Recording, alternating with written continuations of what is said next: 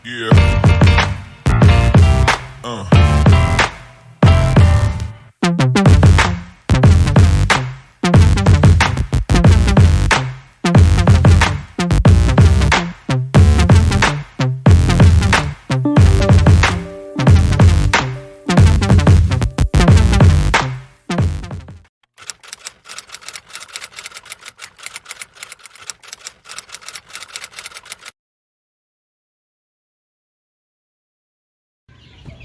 Magandang araw mga idol, welcome sa ating channel, Valerian's Game Yard.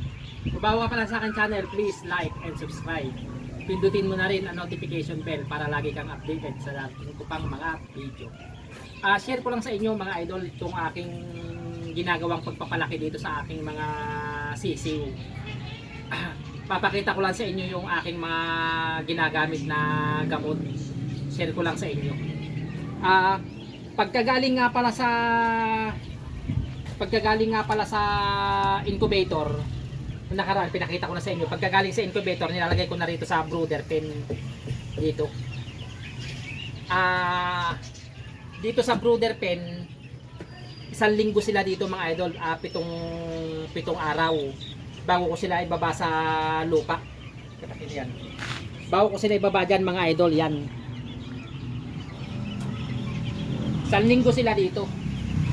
Ang ginagamit ko mga idol na vitamin sa kanila, itong fighter beat. Ayan o. Yan o mga idol. Hindi naman ako nag-endorse ng kahit anumang gamot mga idol. Ito lang aking ginagamit.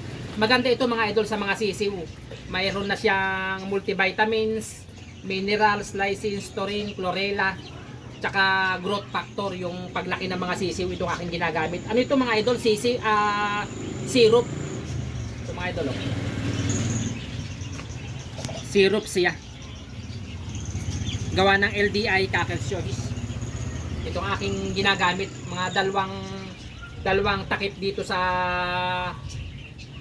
kanyang dalawang takip. Nilalagay ko rito. Pag nandito pa lang sila sa brooder, itong aking ginagamit.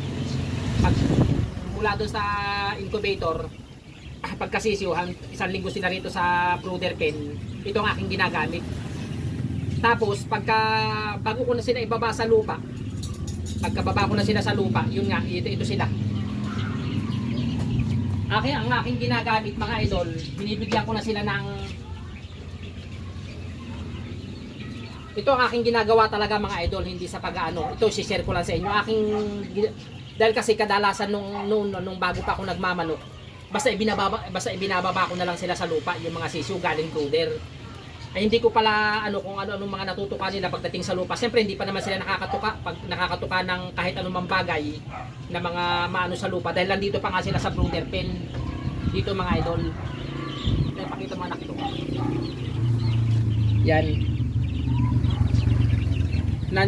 Andito pa sila. Ang natutukalan nila dito ay yung pagkain lang. Pagdating sa lupa, kung ano-ano na yung kanilang natutuka, nagkakaroon na sila ng kung ano-ano mga ginaging sakit. Ang ginagawa ko mga idol, pinapainom ko sila ng Pyristat. Yan o, Pyristat. Yan o. Ito kasi sa coccidiosis, yung pag na umiipot ng pula, ganyan. 3 days ko silang pinapainom ng ganito mga idol pag nasa lupa na sila dito. Yan. Yan mga idol oh, sisigla nila oh. Yan. 3 days. 3 days kung pinapainom ng ganito, ng Pyristat. Ito sila. Pagkatapos ng 3 araw, vitamins na. Ito na ang aking ginagamit. Ito lang, Pyristat. Pagkatapos ng 3 araw ko silang painumin ng ganito, ng Pyristat, iwas sa coccidiosis. Ang ginagamit ko na mga idol, Vitamin Pronac. Ito Vitamin Pro, vitamins. Yan. 3 gamot na aking ginagamit. Yan. Simula pagka galing yun na nga, itong fighter beat, tapos itong pagtandaan nyo mga idol, Pagka gusto nyong gayahin tong aking ginagawa, Pyrestat, huwag nyong kalilimutan tong Pyrestat. Dahil kasi importante ito ay 3 days. Yun na nga. Pagkatapos nito, yun ng Bitmin Pro. Tuloy-tuloy na yun Bitmin Pro. Tingnan nyo ang sisigla ng aking mga sisiw.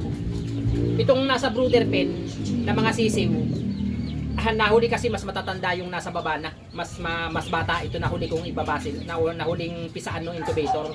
Ito ay 1 linggo pa lang mahigit, yun nasa 14 days na. Kaya nasa lupa na sila. Ito pagkatapos ito malapit ko na rin ibaba sila sa lupa. Yan. Itong aking sinare ko lang sa inyo mga idol tong aking ginagamit na mga gamot. Yan, hanggang dito na lang mga idol. Lagi nating tandaan ng sabong ay sports lang. Huwag tayo magpakalulong sa anumang uri ng sugal. Lagi nating unahin ang ating pamilya. Maraming salamat sa inyo mga idol. Yeah.